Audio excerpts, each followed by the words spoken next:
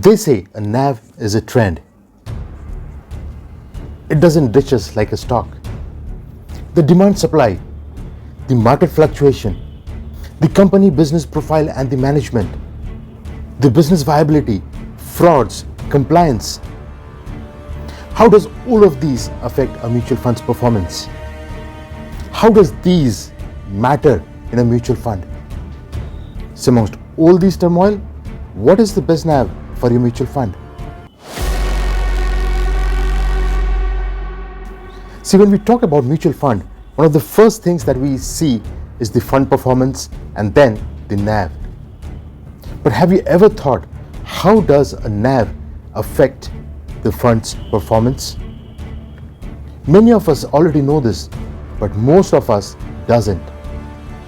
In this video, we'll focus on the mutual fund NAV, its calculations, the common myths, a NAV's relation to the stock price, and most importantly, what is the best NAV for a mutual fund? Aha! This is the biryani recipe for a mutual fund investing, isn't it? Knowing this puts you one step ahead in the war against your mutual fund investing journey. So are you ready to sell the tide? Then just sit tight on the clock's tide. But hey, don't just walk alone and take the vibe. Also help others who are struggling to fight. How? With just a simple like and subscribe. Come on, hit it. Investing is a tough journey. And I promise you would get an insight from this video. But the next video I post can bring the next big opportunity. You wouldn't want to miss it, do you?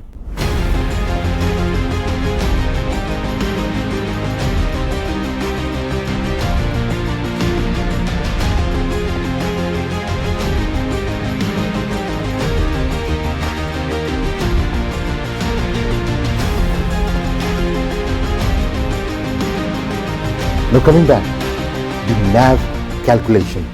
NAV is generally, it tells us the per unit value of a mutual fund scheme.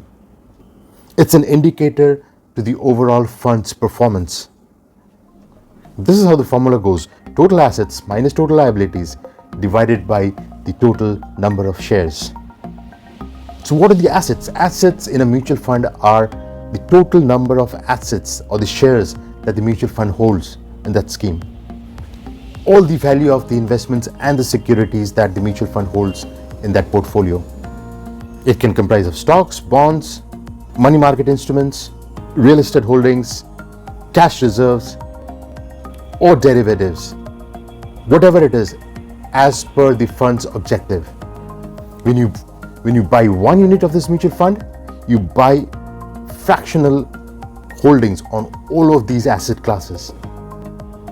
And the fund manager, he or she strategically aligns all these assets to bring about the fund's strategic objective. The liabilities in a mutual fund, the liabilities are management fees, administrative expenses, distribution loads, taxes. All of these are the liabilities in a mutual fund.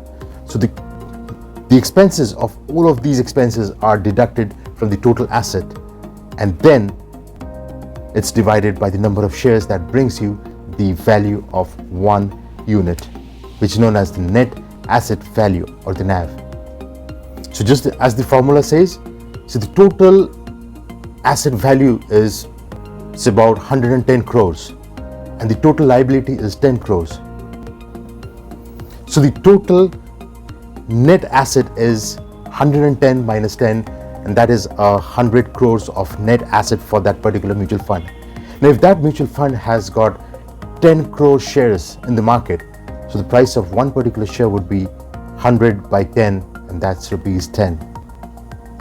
And that becomes the NAV for that mutual fund at that moment, at that point of time. Now the NAV of any mutual fund scheme is declared every day. This is because the total asset keeps changing on a regular basis. The moment you buy or sell a particular share or particular asset and buy something else, or whatever you have bought, it grows by 10, 15, 20%. Then the total asset, the value of the total asset that you have increases. And when that increases, it increases the total net asset value. So for the matter of fact, this 100 crore in net asset tomorrow, if it grows to 120 crores, and with 10 crores outstanding shares, your total NAV now becomes 120 by 10, and that's 12 rupees. Now that's a straight away 20% hike. You straight away get a 20% hike on your portfolio.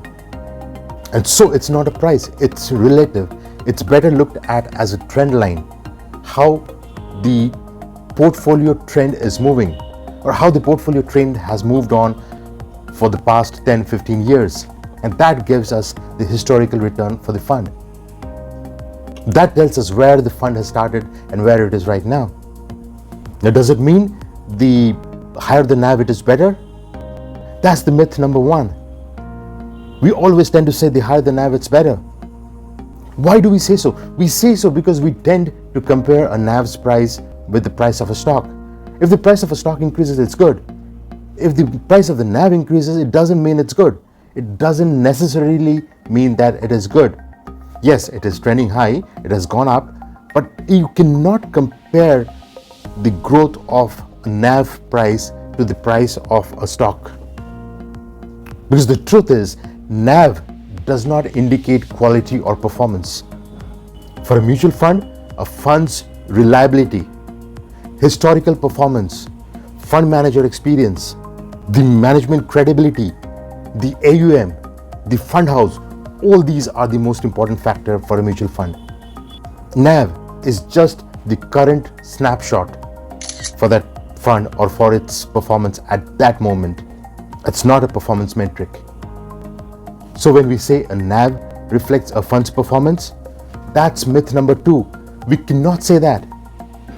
NAV only depicts or shows the fund's performance at the end of the day. That's it. It is influenced by the market fluctuations, fund inflows, fund outflows, dividends. The true indicator of a fund's performance are the fund's track record, its risk profile, and how it performs when it's compared to its benchmark, how it performs when it's compared with its peer competitors. Right? So it's a tracking index. We mostly tend to say NAV determines the investment value. No, that's myth number three. NAV does not determine your investment value.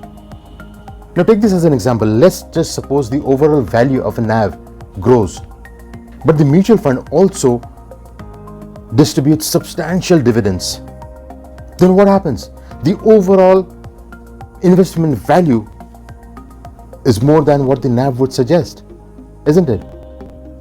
Does it also mean higher NAV means more expensive funds? That's myth number four.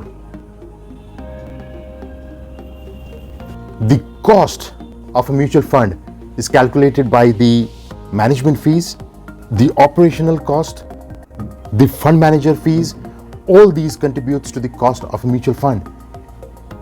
It does affect the NAV of the fund, but NAV of the fund doesn't always contribute to saying that a higher NAV would mean higher expenses for the mutual fund. There is no direct correlation between the NAV and the expense ratio, because the NAV can become bigger or lesser based on the expense ratio, the management fee, the AMC fees, taxes, STT charges, SEBI charges, and all other expenses. It's not just about the management fees. It's not just about the fund manager fees. It includes a hell lot of different charges. Therefore, a higher NAV does not necessarily mean it's an expensive fund for the investors. No, it does not. Myth 5, schemes with lower NAV falls cheaper. Suppose you are investing in two different mutual funds with a similar portfolio in both of them. Now the one which has a lower NAV would fetch you more number of units. That's true. But that doesn't mean that this fund is cheaper. No. Say suppose you invest 1000 rupees in both these funds. This one has a NAV of 10, which means you can get 100 units if you invest 1000 rupees here. This fund has a NAV of 100, which means the 1000 rupee invested here would give you just 10 units. Now, since both these mutual funds have the same underlying portfolio, they would perform similar in a certain market condition. So suppose there is a boom and all the constituents of this portfolio exactly matches the constituents of this portfolio, they would perform identical. Both these funds would grow by, say, suppose 20%. If this fund grows by 20%, this would also grow by 20%. Now, when that happens, what happens to this?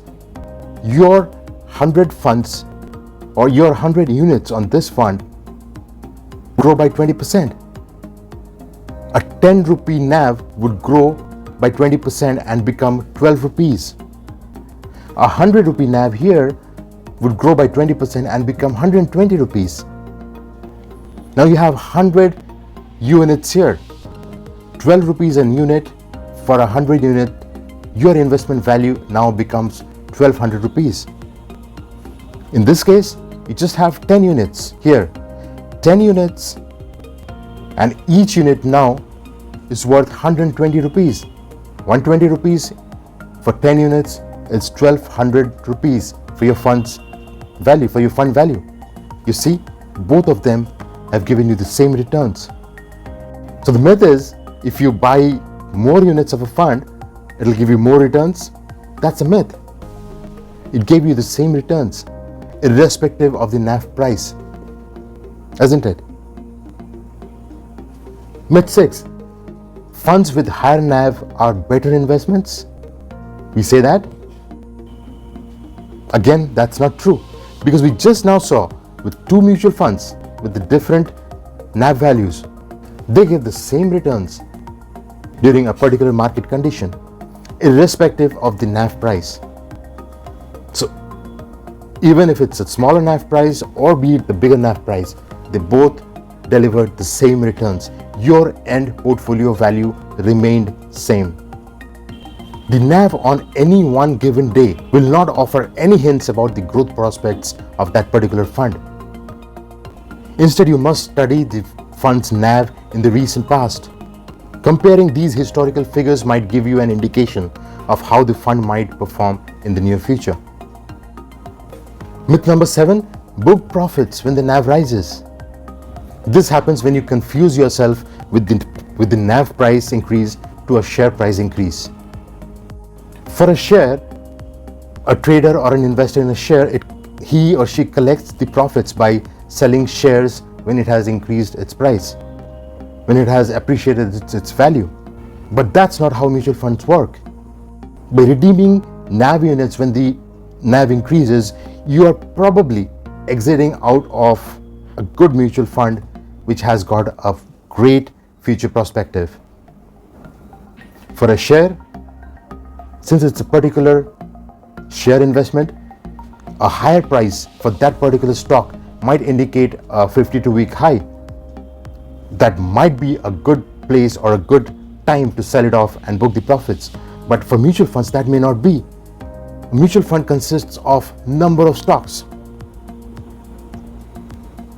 If this potential basket of stock price has given a lift to the NAV, which means probably the fund manager would exit at that valuation, would exit some of the stocks at that valuation and would buy some other stock at a lower valuation, which would further mean there is a huge potential for another huge jump. There is a huge potential for another big leap. And if you sell it off, you might be at a loss. You might be at a huge loss. So it's very important to understand a NAV's relation to a fund's performance versus a stock price. A majority of the investors here, we generally tend to think that an asset's stock price and the net worth are all the same. And that is the result why people frequently start believing that funds with lower net asset value are better investments because they are buying it cheap. It's important to understand that NAV is not cheap, it's not expensive either. it is just an indicator. It's an indicator of how the underlying assets has performed in the previous years. And that is exactly how an investor should treat a mutual fund NAV as, when they try and invest their money in a fund or try to build a mutual fund portfolio. When trying to understand how a fund operates on a daily basis, the net worth of an asset becomes very helpful. But then it makes no mention of how profitable a fund is. When a company gets listed in the stock exchange, the price of that company, the price of that stock gets listed for the investors to buy or trade. The cost of the company's shares are seen on the exchange. For mutual fund, there is no such thing as the market price of an unit. We buy mutual funds at its own book value. And this is where exactly the stock price and the mutual fund unit price largely differ. So finally, what is the best NAV for a mutual fund? So if you have seen this video so far, you would know that there is nothing known as the best NAV for the mutual fund. No NAV is best, no NAV is worst. And the reason should also be very clear, because the NAV price does not depend on demand supply. It does not depend on the market fluctuations. It does not depend on the company profile, the management, business viabilities, frauds, compliances, or anything else that otherwise defines a stock price. That is exactly what makes a NAV wonderful. मैं जो हूँ वही दिखता हूँ, stocks जैसे धोखा नहीं देता हूँ. That's it. Click here to view the other mutual fund videos. It might really shake your confidence. And if you're new to the finance world, I would recommend you to see this playlist as well. Go ahead, click on them right now. As of this video, adios.